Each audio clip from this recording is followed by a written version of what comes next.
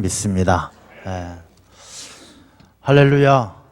주님의 크신 은혜가 늘 함께 하시고 또 여러분의 간절한 소망들이 주 안에서 응답받는 귀한 삶이 되시기를 축원합니다. 벌써 10월 마지막 주일입니다. 참 시간이 빨리 가는 것 같습니다. 이 10월 마지막 주일, 또 저희 교회는 종교개혁 기념주일로 지키게 되어집니다. 우리 모든 개혁교회가 이 10월 마지막 주일을 종교개혁 기념주일로 지킵니다. 종교개혁은 1517년, 약 502년 전에 종교개혁이 일어났습니다. 500년이 지난 지금도 여전히 많은 사회에 많은 곳에서 개혁에 대한 이야기가 계속 이어집니다. 우리 요즘 개혁 뉴스에 많이 듣고 계시는 줄로 압니다. 우리 검찰 개혁이다, 정치 개혁이다, 교회 개혁이다, 이 개혁이란 말들을 아주 많이 하게 되어지는데, 우리 종교개혁 기념주의를 통하여 정말 하나님께서 기뻐하시는 개혁, 하나님께서 원하시는 우리의 모습은 어떤 모습인가라는 것을 말씀을 통해서 깊이 깨닫는 그런 귀한 시간이 되시기를 축원합니다. 먼저 종교개혁에 대해서 잠시 말씀을 드리면 우리가 잘 알고 있을 것이라고 생각하지만, 또 우리가 매년마다 종교개혁 기념주의를 지키면서 이 종교개혁에 대해서 조금은 알아두는 것이 좋겠다는 생각에 설명을 드리겠습니다. 이 종교개혁은 1517년 10월 30일, 그러니까 10월의 마지막에 일어난 우리 교회 개혁운동입니다. 이 교회 개혁운동, 종교개혁이 일어날 한 500년 전쯤은 중세시대입니다. 이 중세시대는 우리가 교회사적으로 암흑시대다라고 이야기합니다. 왜 암흑시대냐 하면, 하나님의 말씀이 우리의 발에 등이 되고 빛이 되시는데 하나님의 말씀이 비추어지지 않는 이 중세시대, 교회는 굉장히 커졌어요. 교회는 권력이 있고 힘이 있어요. 그 당시에 유럽의 땅 가운데 3분의 1이 교회 땅이었어요. 교회가 얼마나 힘이 있고 막강한 권력을 가지고 있었겠습니까? 이 교회는 커지고 돈은 많아지고 힘은 세졌지만 하나님의 말씀의 빛이 성도들의 삶 가운데 비추어지지 않는 그런 시대였기 때문에 중세 시대를 암흑 시대다라고 이야기를 합니다. 그 시대 많은 사람들이 전쟁에 내몰리고 있었습니다. 이 많은 백성들이 이 전쟁 속에 영주들과 왕들의 권력 다툼에 내몰려서 전쟁 가운데 죽어가고, 흑사병이 돌아서 수많은 사람들이 죽어가는, 많은 사람들이 집을 잃어버리고 가정을 잃어버리고 거리를 방황하는 그 떠돌이가 되어서 살아가던 그런 시대였습니다. 역사적인 기록을 보게 되어지면 그 당시에 독일의 군사들의 임무 가운데 가장 중요한 임무 중에 하나가 그런 사람들을 자기 국경 안으로 들어오는 것을 쫓아내는 것이 군인들의 중요한 의무였다, 군인들의 중요한 일이었다라고 기록이 남아있을 만큼 많은 사람들이 힘들고 어려운 시대, 그런 시대가 중세 시대였습니다. 그런 가운데 교회는 그들을 돌아보지 않고 그들을 보살피지 아니하고, 교회는 자기들 배만 불려가는, 하나님의 말씀에 비추어서 살아가지 않는 바로 그런 시대였습니다. 그러한 때에 마틴 루터라는 한 젊은 사제가 있었습니다. 원래 이 마틴 루터는 법학을 공부했던 사람입니다. 아버지의 권고에 따라서 법학을 공부했는데, 이 마틴 루터가 인생이 바뀌는 아주 결정적인 사건이 일어납니다. 22살에 친구와 함께 길을 갑니다. 친구와 함께 길을 가서 어떻게 지내냐, 잘 지내냐 하고 이야기를 오손도손하게 지내다가 걸어가다가 어느 순간에 하늘에서 벼락이 치는데 그만 친구가 벼락을 맞아서 죽게 되어집니다. 이 마틴 루터는 인생에 대해서 깊이 돌아보게 되죠.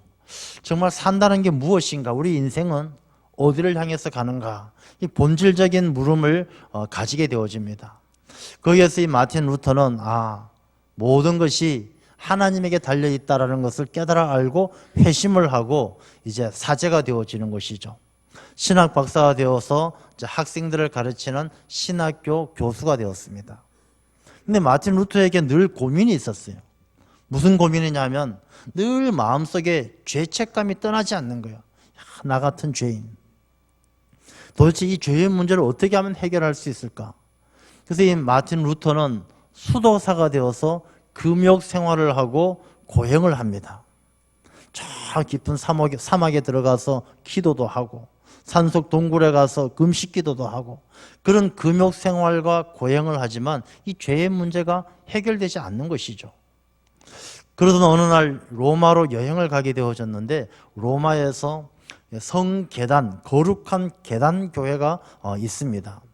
이 거룩한 계단 교회는 어떤 교회냐 하면 이 콘스탄틴 황제의 어머니였던 헬레나가 얼마나 신앙이 좋습니까? 사실 이 헬레나 황후가 이 성지순례 가보게 되면 기념교회라든지 이런 것들을 이 헬레나 황후가 많이 세워놓았던 것이죠. 그래서 이 헬레나 황후가 거기에서 이 골고다 언덕, 예수님께서 십자가를 지고 골고다 언덕에 올라가실 때 올라갔던 그 계단이 있었는데 이 28계단을 예루살렘으로부터 가지고 옵니다. 가지고 와서 로마에다가 그 계단을 설치하고 그 위에다 기념교회를 세웠던 것이 바로 거룩한 계단교회입니다. 그 당시 중세에 많은 사람들이 그 계단을 무릎을 꿇고 무릎으로 걸어 올라가면 자기들의 어떤 죄사함, 하나님께서 자기들의 죄를 사하시고 하나님께서 불쌍히 여겨주신다, 그런 믿음이 있었어요. 그래서 수많은 사람들이 무릎으로 그 계단을 기어 올라가는 것이죠. 이 루터도 그곳에서 이 무릎으로 계단을 오르락내리락 하면서 자기의 죄의 문제를 해결하기 위해서 몸부림을 쳤습니다. 그런데도 그 마음속에 죄의 문제가 해결되지 않는 거예요. 그러던 어느 날 이 마틴 루터는 말씀을 읽다가 크게 감동을 받는 말씀을 접하게 되어집니다. 로마서 1장 17절에 의인은 믿음으로 말미암아 살리라. 여기에서 이 루터는 하나님을 믿는 믿음, 그 예수 그리스도를 믿는 그 믿음이 자기의 살 길이고 자기의 생명이 된다는 것을 깨달아 알고 그 당시 중세 시대의 교회가 얼마나 많은 이 하나님 중심이 되지 못하고 말씀 중심이 되지 못하고 인간의 전통과 관습에 매여 있는 이 교회의 부조리를 보면서 가슴 아파하는 것이죠. 그럴 때 결정적인 사건이 일어나게 되어지는데 그게 바로 잘 알려진 면죄부 사건입니다. 이 면죄부는 교황 레오 10세가 베드로 대성당을 완공하기 위해서, 지금도 베드로 대성당이 있죠, 그 성당을 완공하기 위해서 공사비를 충당하기 위해서 면죄부를 파는 것입니다. 사람들에게 면죄부를 사면 당신 아버지가 죄를 지어서 지금 연옥에 가 있지만 지옥 가기 직전이지만 당신이 면죄부만 사면, 돈 주고 면죄부를 사면 당신 아버지, 죽은 당신 어머니가 천국 갈 수 있다라고 사람들을 현혹하는 것이죠. 그래서 이 면죄부를 파는 것입니다. 근데 이 면죄부를 교황이 직접 할 수가 없으니까 어떤 사람에게 이 면죄부 사업을 위탁을 해요. 그 사업을 받은 사람이 알베르토라는 사람입니다. 이 알베르토라는 사람은 자기가 이 면죄부를 팔아서 돈을 벌면 교황하고 자기하고 반씩 나누기로 하고 그 사업을 합니다. 근데 그 사업을 하기 위해서 그 당시 최고의 웅변가였던 테첼이라는 사람을 영입을 합니다. 말 잘하는 테첼이라는 사람을 영입해서 그 사람에게 신학 박사 학위를 주고 이 사람을 사제로 만들어서 가는 곳마다 이 사람을 이용해서 면죄부 장사를 하는 것이죠. 웅변을 잘합니다. 가서 말을 그냥 그럴듯하게 이야기하니까 수많은 사람들이 면죄부를 사게 되는 것이죠. 이 사람들이 루터가 있던 비텐베르그에 왔습니다.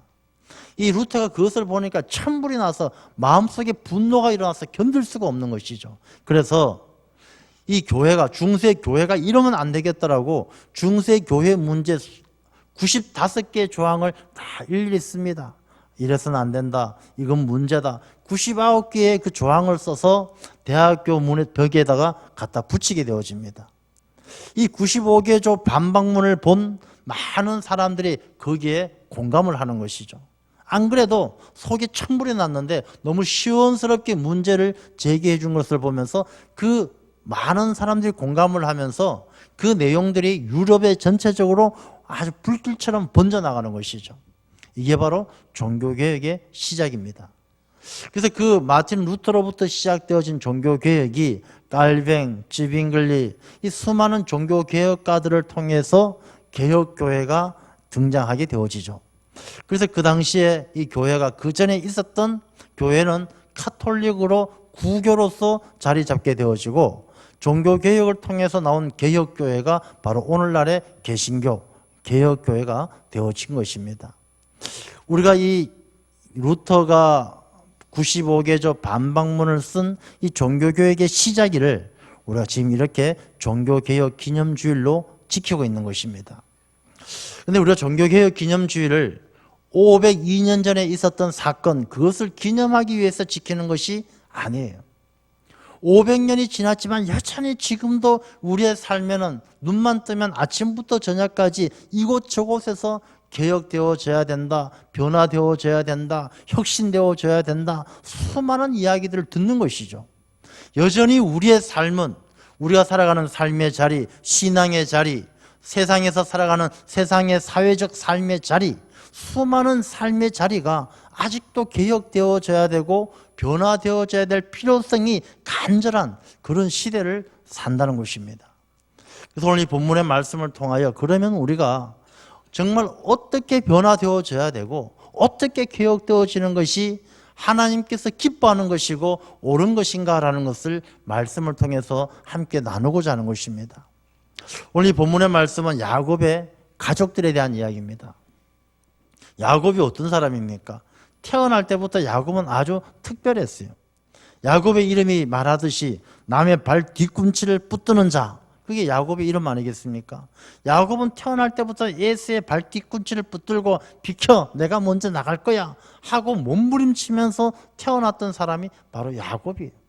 그 야곱의 삶 자체가 이런 그대로 늘 발 뒤꿈치를 붙들고 경쟁하면서 어떻게든 자기가 앞서가려고 살았던 사람이 바로 야곱이에요. 그러다 보니까 아버지 이삭을 속이고 형 에서를 속이고 자기가 형이 받아야 될 축복을 자기가 축복을 대신 받고 형 에서를 피해 도망치면서 외삼촌의 집에서 또 외삼촌에게 속임을 당하면서 자기가 외삼촌을 속여가면서 치열하게 살아왔던 인물이 바로 야곱이에요. 그래서 야곱이 더 이상 외삼촌 집에 있을 수가 없게 되자 돌아옵니다. 고향으로 돌아오는데 형 에서를 만난다는 것이 너무 두렵습니다. 야복 강가에서 하나님과 씨름하다가 하나님의 은혜로 형 에서와 다툼을 피하고 극적인 화해를 하게 되는 것이죠.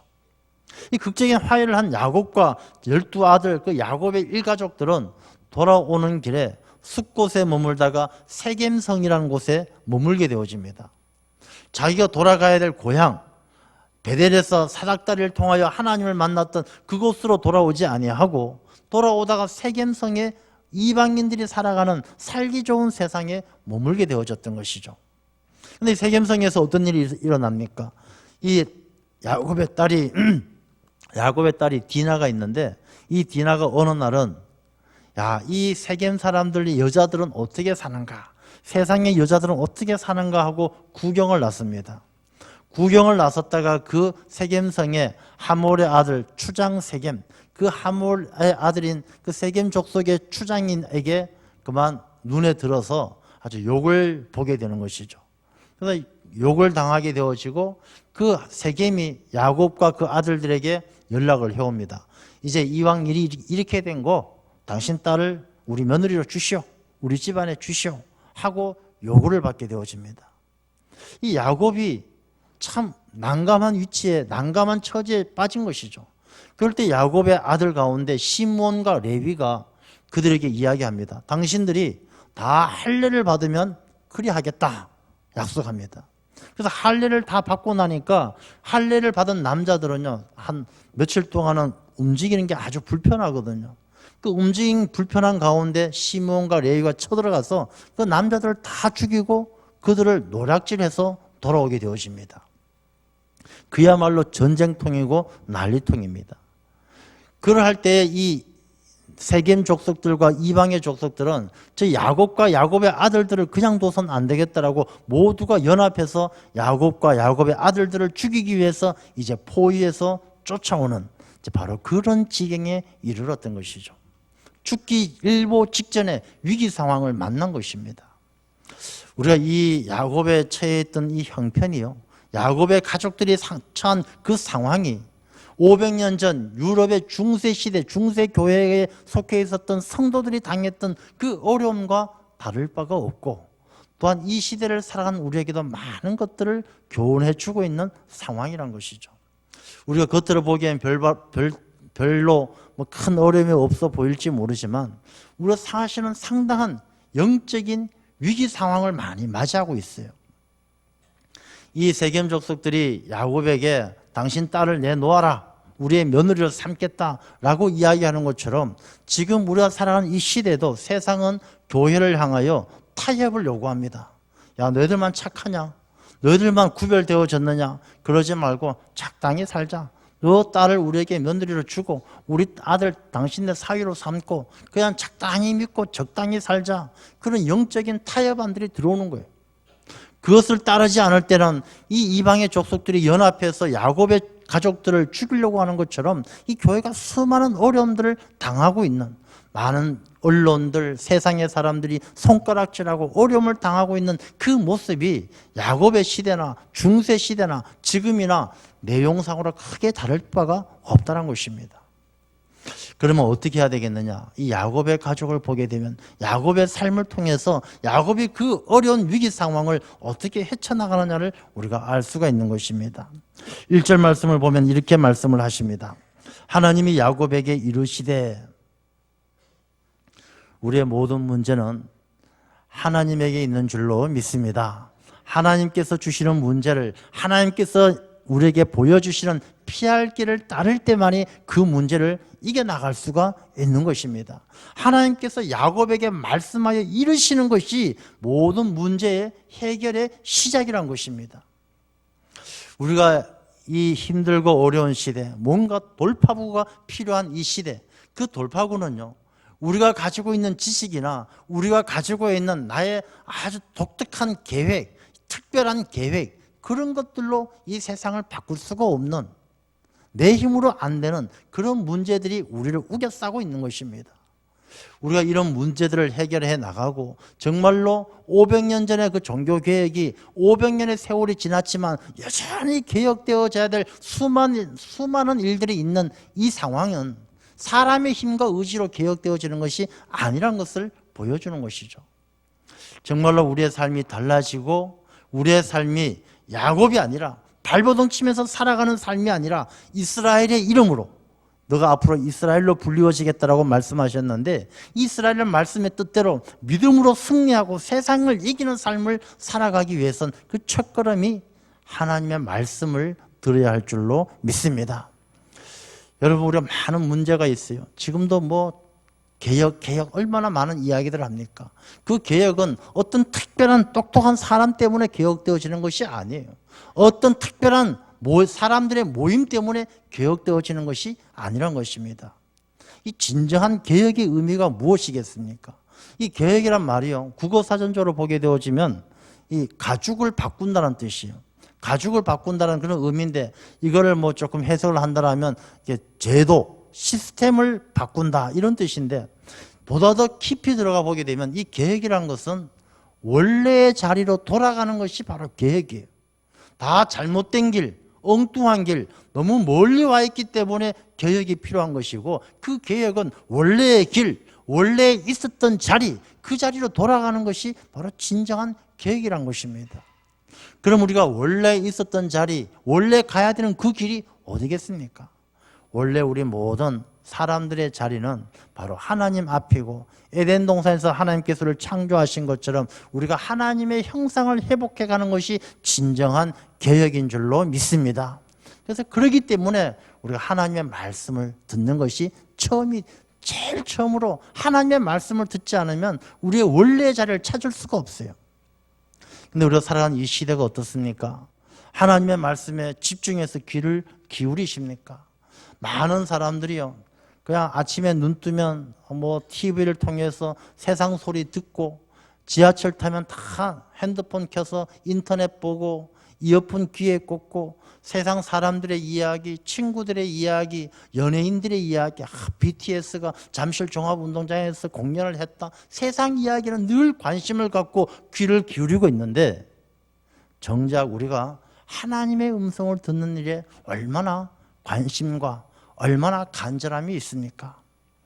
우리가 정말로 내 인생이 달라지고 개혁되어지고 건강해지고 바로 세워지기 위해서는 우리가 하나님의 말씀을 듣는 일에 힘써야 되고 하나님의 말씀에 집중해야 하는 것입니다.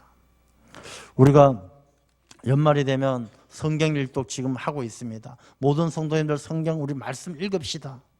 그 말씀을 읽는 이유가 무엇이겠습니까? 연말 되니까 그냥 폼 잡고 성경책 한번 읽기 위해서 말씀을 읽습니까? 그렇지가 않는 거예요. 우리가 말씀을 읽고 집중하는 이유가 이 말씀을 통해서 우리의 삶이 다시금 변화되어지고 달라져서 다가오는 새해에는 지금보다 더 하나님께 가까이 가는 삶, 지금보다 더 개혁되어져서 하나님의 마음에 합한 삶을 살아가기 위해서 우리가 말씀을 붙들고 읽는 거예요. 우리가 하나님의 말씀을 듣는 것이 우리의 삶의 변화의 첫걸음인 줄로 믿습니다. 그래서 말씀을 붙들어야 되는 것이죠. 그래서 종교개혁에 있어서도 3대 슬로건이 뭐냐 하면요, 이 솔라 스크립투라, 오직 말씀, 그 다음에 솔라 그라티아, 오직 은혜, 그 다음에 솔라 피데, 오직 믿음.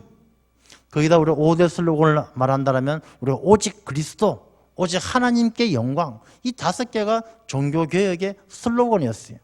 근데 500년이 지난 지금도 여전히 그 슬로건을 따라잡지 못하는 거예요. 우리가 오직 말씀으로 살아야 되는데 오직 말씀으로 살지 못하는 것입니다. 우리 성도님들의 삶이요, 야곱 시대처럼, 야곱의 가족들처럼 세상에서 많은 문제들이 쫓아오고 탈출구가 보이지 않는다라면, 중세 시대처럼 암흑 시대를 사는 것처럼 길이 보이지 않는다라면 우리가 내 삶을 개혁하고 변화되어지기 위해서 무엇보다 하나님의 말씀을 붙들어야 할 줄로 믿습니다. 오직 하나님의 말씀만이 우리에게 생명의 길이 되고 내 발등에 빛이 되는 거예요. 말씀 아니면 우리가 길을 찾을 수가 없다는 것입니다. 그 다음에 두 번째, 우리가 내 삶의 변화와 우리가 보다 더 하나님께 가까이 가는 삶을 위해서 우리가 솔라 그라티아, 오직 은혜가 있어야 되는 것입니다. 은혜. 오늘 본문의 말씀 1절을 보게 되면 내가 내 형 에서의 낯을 피하여 도망하던 때에 내게 나타났던 하나님께, 그 도망하면서 그 외롭고 무서운 그때에 나를 찾아와 주셔서 사닥다리를 놓여주시고 사닥다리를 통하여 주의 사자가 오르락내리락 하면서 만나주셨던 그 하나님의 은혜를 기억하라는 것입니다. 하나님의 은혜를 기억하지 못하면 우리가 베델로 돌아갈 수가 없어요. 하나님께서 우리에게 주시는 그 은혜의 강물이, 그 은혜의 강물에 내 삶을 맡겨야만이 그 은혜의 강물이 흘러서 베델로 올라가게 되어지는 것입니다. 우리가 받은 은혜를 잘 생각해 보십시오. 하나님께서 내게 그 힘들었던 시절, 내가 그 질병으로 고통받던 시절, 내가 그 누군가 때문에 가슴 아파 잠 못 이루던 그 시절, 그때 나의 눈물을 닦아주시고 내 마음을 만져주셨던 그 하나님의 은혜를 다시금 회복해야 하는 것입니다. 은혜가 아니고는 우리가 하나님 앞에 나아갈 수가 없기 때문입니다. 우리가 먼저 은혜 받을 때에 베델로 올라갈 수 있는 것이죠. 베델로 올라가라 이렇게 말씀을 하시는데, 우리가 은혜 받지 않으면 베델로 올라갈 수가 없습니다. 은혜 받은 사람만이 오늘 말씀에 나오는 것처럼 우상들을, 이방 신상들을 다 버릴 수가 있어요. 하나님의 은혜에 빠진 사람들, 하나님의 은혜에 잠긴 사람들은요, 이방의 신상들을 다 버리는 거예요. 여러분, 이방의 신상들, 우상들이 어떤 것이겠습니까? 그냥 만들어 놓은 것뿐만 아니라 하나님의 자리에 있는 모든 다른 것들, 하나님이 계셔야 될 그 자리에 하나님이 계시지 않고 다른 것이 있다면 그게 바로 우상이에요. 이 사람들이 하나님이 계셔야 될 자리에 다른 것들이 얼마나 많이 있습니까? 돈도 있고 권력도 있고 명예도 있고, 심지어 자기 자신을 그 우상의 하나님 대신에 자기 자신을 믿고 사는 사람들이 얼마나 많습니까?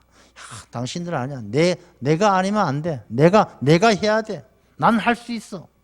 자기 자신을 자기 스스로 믿고 자기 자신을 우상처럼 여기는 사람들이 이 시대에 얼마나 많습니까? 그런 사람들이 많기 때문에요. 이 소통도 안 되고 대화도 안 되고 어려움이 많은 거예요. 세상이 점점 힘든 길로 가는 거예요. 우리가 은혜에 빠진 하나님께서 주신 은혜를 깊이 깨닫는 사람만이 자기 자신의 모든 우상들을 내려놓고 귀고리를 풀고 자기 의복을 갈아입고, 귀고리를 푼다는 것은요, 세상의 자랑거리를 내려놓는 거예요. 내가 성공했다, 내가 높아졌다, 내가 많이 가졌다, 세상의 자랑거리를 다 내려놓는 거예요.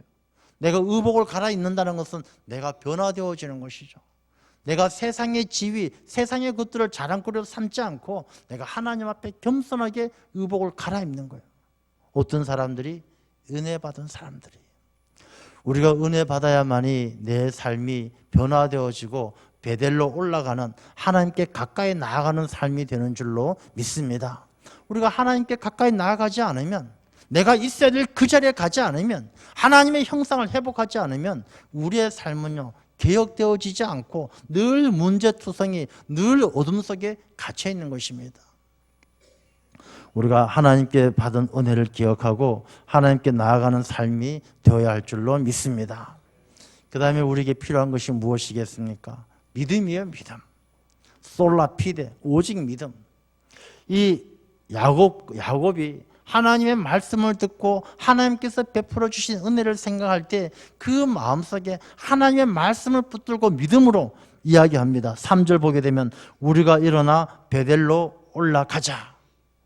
이 야곱은 믿음으로, 하나님의 말씀을 믿음으로 순종하는 거예요.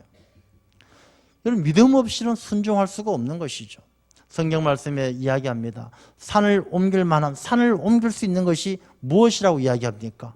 겨자씨만한 믿음이 있으면 산을 옮길 수 있다고 말씀하시는 거예요.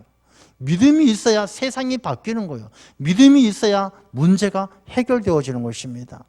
겨자씨만한 믿음, 작지만 그 안에 생명력이 있는 믿음, 그 안에 예수 그리스도가 함께하는 믿음, 주님과 함께하는 믿음이 있을 때 우리가 산을 옮기듯이 내 삶의 문제가 옮겨지고 내 삶이 개혁되어지고 내가 변화되어질 줄로 믿습니다. 그래서 이 솔라 피데, 솔라 그라티아, 솔라 스크리투라, 말씀, 믿음, 은혜, 이러한 것들이 어느 때보다도 우리의 간절히 필요한 시대를 산다는 것입니다. 그리고 우리가 이 세상을 향해서 깊이 생각해야 될 것은요, 우리가 많이 세상이 바뀌어지기를 원하고 세상이 아름다워지기를 원하고 이 세상 가운데 하나님의 나라가 이루어지기를 원한다라면, 그렇게 개혁되어지기를 원한다라면 나부터 먼저 달라져야 돼요. 이 세상에 하나님의 나라가 이루어지기 위해서는 내 마음에 하나님 나라가 이루어져야 되는 것이죠. 이 세상이 행복하기를 원한다라면 내가 먼저 행복한 사람이 돼야 돼요. 내가 행복하지 않는데 세상이 행복해 보이겠습니까? 절대로 행복하지 않아요. 내가 불행한데 아무리 살기 좋은 세상이 온다 할지라도 세상이 행복해 보이지 않는 거예요. 자기 자신이 먼저 달라져야 되는 것이죠. 옛날에 그런 이야기 있지 않습니까? 어떤 왕이 이렇게 전국을 순찰하는데 돌아다니다 보니까 땅이 너무 울퉁불퉁해서 걸어 다닐 때 발이 많이 아팠어요. 돌아와서 부하들에게 이야기하죠. 내가 다녀보니까 길이 너무 험하더라. 길 위에다 다 소가죽을 깔아라. 소가죽 깔면 길이 다니기 편해지겠죠. 근데 그 나라의 땅에 다 소가죽을 깔면 그 소는 어디서 생기겠습니까? 부하가 이야기하죠. 신하가, 폐하. 그 땅에 길에다가 소가죽을 까는 것보다 소가죽을 잘라서 폐하의 발을 감싸는 것이 훨씬 좋을 것 같습니다. 야, 너 똑똑하구나. 그렇게 하자. 이 소가죽을 잘라서 자기 신발을 삼았던 것이죠. 그리고 다녀보니까 괜찮은 거예요. 발도 안 아프고 좋은 거예요. 우리에게 주는 교훈이 무엇이겠습니까? 세상이 바뀌는 것이 아니라 내가 바뀌어야 된다는 것이죠. 자식들 너들 때문에 속상해 죽겠다. 우리 가정이 문제다. 그 문제, 진짜 문제는 가정이겠습니까? 내 자신이겠습니까? 야, 우리 교회가 이래서는 안 돼. 안 되는 게 교회겠습니까? 내가 이래서 안 되겠습니까? 자기가 달라지지 않으면 세상이 바뀌지 않습니다.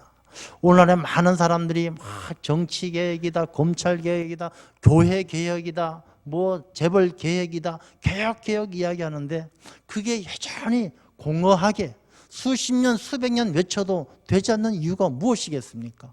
외치는 사람 자기는 안 달라지니까. 자기가 개혁되지 않고 자기가 변화되지 않는데 어떻게 세상이 달라지겠습니까? 이 종교개혁 기념주의를 지키는 이때에 우리가 세상이 달라지는 것, 교회가 달라지는 것, 재벌이 달라지는 것이 아니라 먼저 내가 개혁되어질 때 세상이 바뀐다는 것을 깊이 깨달아 알고 우리의 삶이 세겜에서 세상에서 더불어 살아가는 그 자리가 아니라 베델로 올라가는 하나님의 사람이 되어야 할 줄로 믿습니다. 자기 자신이 변화되어지기 위해서는요, 제일 먼저 우리가 힘써서 해야 될 일이 있어요. 첫 번째가 뭐냐? 회개하는 일에 힘써야 됩니다. 자기 의복을 갈아입기 위해서는 입고 있는 옷을 벗어버려야 되죠. 자기가 입고 있는 옷이 더럽고 냄새나는데 아무리 새 옷을 껴입어도 그 사람에게서 나는 악취는 사라지지 않는 것이죠. 내가 입고 있는 옷을 벗어버리고 새 옷을 입어야 되는 것이죠. 벗는다는 것이 무엇입니까? 회개예요. 한국 사회가 많이 어렵습니다. 경제도 어렵고 정치도 어렵습니다. 그 사람들, 정치하는 사람들, 경제인들, 그 사람들이 달라지는 것이 아니라 먼저 우리가 하나님 앞에 내 죄를 회개하고 참회하고 통회할 때에 우리에게 비로소 새로운 길이 열리게 되는 줄로 믿습니다. 성경 말씀을 보십시오. 다니엘도 자기 동족의 죄를 위해서 눈물로 기도했어요. 예레미야도 민족의 아픔을 안고 기도했어요. 다윗도 자기의 죄 때문에 침상이 썩을 정도로 요가 둥둥 뜰 정도로 눈물로 회개했던 것이죠. 어느 때보다 우리가 하나님 앞에 내 죄를 회개하는 회개의 삶으로 우리의 발걸음을 돌이켜야 할 줄로 믿습니다. 우리가 변화되어져야 돼요. 바뀌어져야 돼요. 습관이 달라져야 돼요. 여러분, 계획이란 것은 어느 하루아침에 오는 것이 아니에요. 어느 하루아침에 누가 와서 칼 들고 무 자르듯이 딱 잘라서 야, 계획의 시작이다. 그렇게 계획이 찾아오는 게 아니에요. 계획은 어디서 오느냐? 나의 작은 생활 습관의 변화에서부터 계획이 시작되어지는 거예요. 내가 생활 습관이 바뀌게 되어지면요, 내 성품이 달라지는 거예요. 우리가 하나님 앞에 예배를 드립니다. 하나님 앞에 예배를 드리는데 일주일에 한 번 드리는 사람하고 일주일에 10번 하나님께 나와 예배 드리는 사람은요, 그 사람의 신앙과 인격과 성품이 달라지는 거예요. 기도를 1시간 하는 사람하고 10시간 하는 사람은 처음에 1시간 하는 사람, 10시간 하는 사람 별 차이가 없어져 보일지 모르지만 시간이 지나고 나면요, 1시간 기도하는 사람, 10시간 기도하는 사람 10배의 차이가 나는 거예요. 그 사람의 인격이 달라지고 성품이 달라지고 그 사람의 삶이 달라지는 거예요. 개혁은 바로 그런 데서 오는 것이죠. 나의 작은 변화로부터 개혁되어져야 한다는 것입니다. 그 작은 변화의 개혁이 나중에 가면요, 큰 놀라운 일들을 일으키는 것이죠. 우리가 아브라함과 롯이 그러지 않습니까? 늘 같이 다니다가 그 요단강들 앞에서 너가 좌하면 내가 우하고 너가 우하면 내가 좌하겠다. 그 갈라서는 그 작은 차이가 쭉 같이 지내오다 그 한 걸음 갈라서게 되면서 그 인생이 아브라함의 인생과 롯의 인생은 천지 차이가 되는 거예요. 우리의 작은 변화가 세상을 바꾸고 이 땅 가운데 하나님의 나라를 이루어가는 줄로 믿습니다. 이 계획이란 것이 크게 대단한 것이 아니라 바로 그런 데서부터 오는 것이죠. 우리가 사울이 바울이 되어지고 이 바요나 시몬이 베드로가 되어지는 것처럼 내 자신이 달라지면 세상이 달라지게 될 줄로 믿습니다. 우리 종교개혁 기념주의를 통하여 우리가 세상을 개혁하고 교회를 개혁하고 종교를 개혁하기 이전에 나 자신을 하나님께 가까이 가서 있던 자리, 원래 있어야 될 그 자리, 하나님 앞에 바로 그 자리에 돌아갈 수 있는 자기 개혁을 통해서 세상을 바꾸어 갈 수 있는 하나님의 귀한 일꾼들이 되시기를 주님의 이름으로 축원합니다. 기도하겠습니다.